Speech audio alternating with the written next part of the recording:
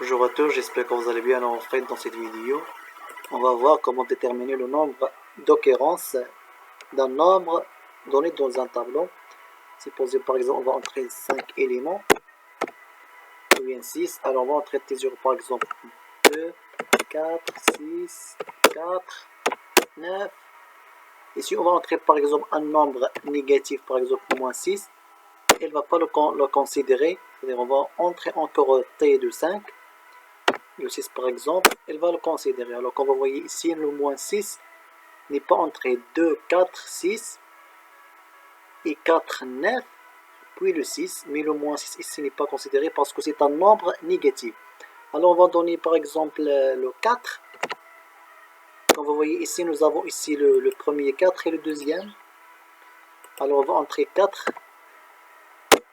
Voilà le nombre de répétitions de 4 et 2, parce que le nombre 4 se répète deux fois. Alors on va voir comment déterminer un algorithme en fait qui va nous permettre de déterminer le nombre de répétitions ou bien le nombre d'occurrences d'un nombre donné. Alors en fait on va programmer une fonction. Alors elle va retourner un entier. Par exemple nombre occurrence.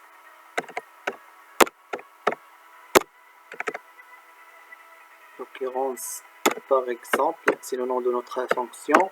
Alors elle prend comme paramètre un tableau de type entier et int n ou bien taille, c'est la taille du tableau, puis il va prendre nombre NBR. D'accord.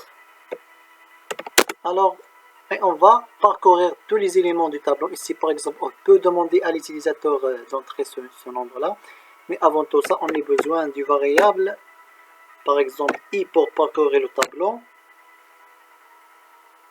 Je pense il va un compteur qui sera incrémenté à chaque fois qu'on trouve ce nombre là dans ce tableau. Alors compteur,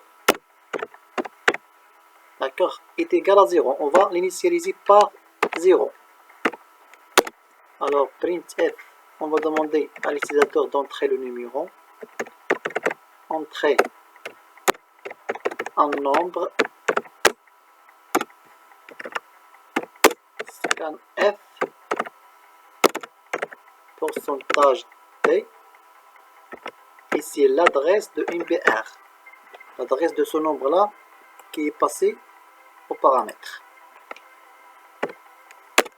Alors on va bien sûr parcourir notre tableau for i est égal à 0, i inférieur à n ou bien taille,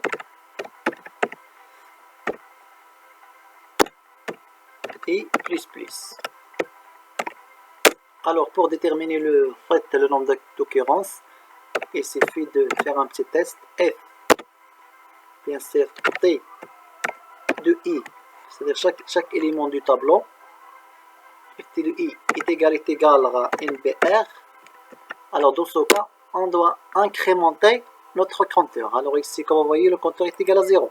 Alors à chaque fois qu'on trouve ce nombre-là dans le tableau, on va incrémenter notre compteur. Alors compteur plus, c'est-à-dire incrémenter compteur de 1. Alors je pense, c'est ça. Alors on doit venir ici. Ici, c'est pas la peine de mettre les accolades de it parce qu'on a une seule instruction. Alors c'est pas la peine de les mettre, mais pour for, c'est obligatoire. Alors printf, on va afficher notre compteur. Alors le nombre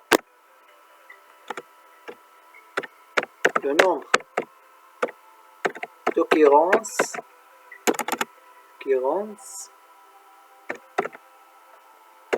de pourcentage d et pourcentage d. Alors le premier pourcentage d c'est pour le NBR, et le nombre d'occurrences c'est compteur.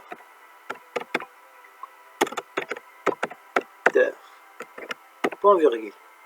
Alors bien sûr on peut ajouter d'autres conditions, par exemple if quoi? If compteur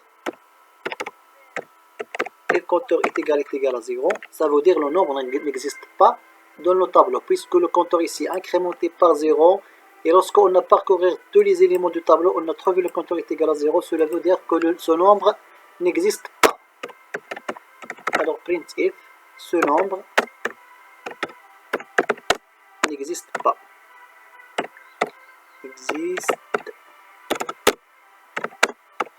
N'existe pas dans le tableau.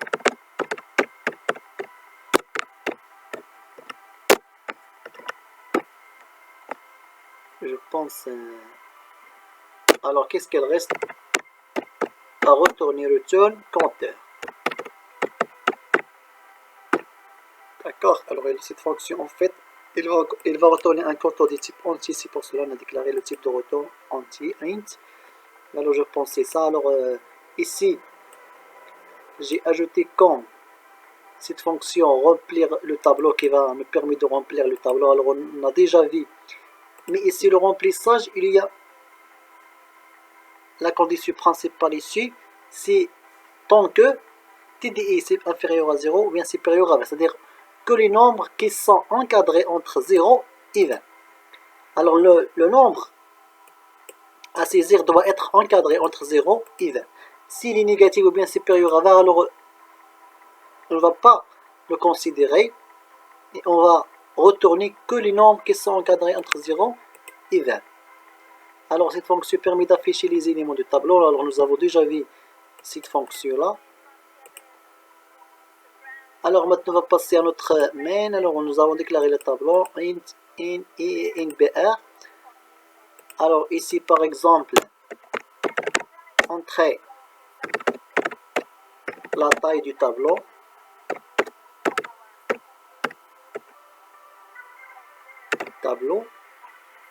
Alors scanfc est l'adresse de n. Alors on a appelé la fonction remplir tableau. Il prend en paramètre le taille et le n. Même la fonction afficher tableau.